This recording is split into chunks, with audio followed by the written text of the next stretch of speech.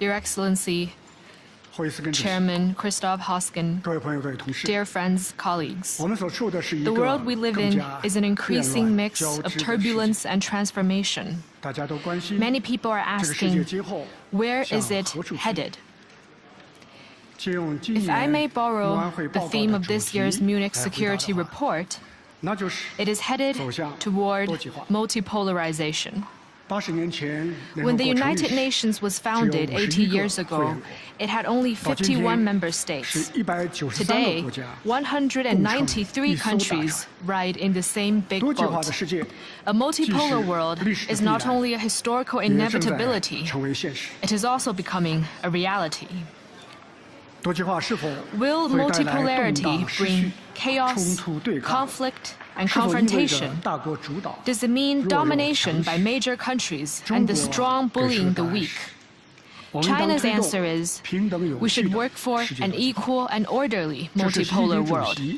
This is another major proposition put forward by President Xi Jinping, and it represents our sincere expectation for a multipolar world. China will surely be a factor of certainty in this multipolar system and strive to be a steadfast, constructive force in a changing world. Here I want to make 4 points. First, it is important to advocate equal treatment. Rivalry between big powers had brought disaster to humanity, as evidenced by the lessons of the 2 world wars in the not-so-distant past. Whether it is the colonial system or the core periphery structure, unequal orders are bound to meet their demise. Independence and autonomy is sought across the world, and democracy in international relations is an unstoppable trend. Equal rights, equal opportunities, and equal rules should become the basic principles of a multipolar world. It is in this principle that China advocates equality among all countries, regardless of size, and calls for increasing the representation and say of developing countries in the international system. This will not lead to Westlessness, but will deliver more positive sum results to the world. The Munich Security Conference has invited more participants from Global South countries in recent years, and this is a wise thing to do. Every country should have their voice heard. Every country should be able to find their place and play their role in a multipolar paradigm. Second, it is important to respect international rule of law. As an old Chinese saying goes, circles and squares cannot be drawn without compasses and rulers, which means nothing can be accomplished without following norms and standards. The purposes and principles of the UN Charter provide fundamental guidance for handling international relations and are an important cornerstone of a multipolar world. The world today is witnessing incessant chaos and confusion, and one important reason is that some countries believe might makes right and have opened a Pandora's box marked the law of the jungle. In reality, all countries, regardless of size or strength, are stakeholders in international rule of law. The multipolar paradigm must not be a state of disarray. Without norms and standards, one may be at the table yesterday but end up on the menu tomorrow. Major countries must take the lead in honoring their words and upholding rule of law, and must not say one thing but do another or engage in zero-sum game. It is based on the above points of view that China resolutely upholds the authority of international rule of law and actively fulfills its international responsibilities and obligations. It is a member of almost all universal intergovernmental organizations and a party to over 600 international conventions. It never practices exceptionalism, still less cherry-picking. It is providing the greatest certainty in this uncertain world. I wish to emphasize that there should be no double standards in observing international law. Respect for all countries' sovereignty and territorial integrity should mean support for China's complete reunification. Third, it is important to practice multilateralism. In the face of emerging global challenges, no country can stay unaffected.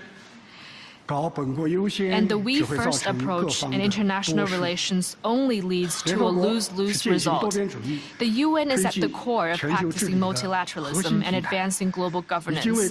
This edifice has shielded all countries from wind and rain for nearly 80 years, and is all the more needed in the multipolar world of the future.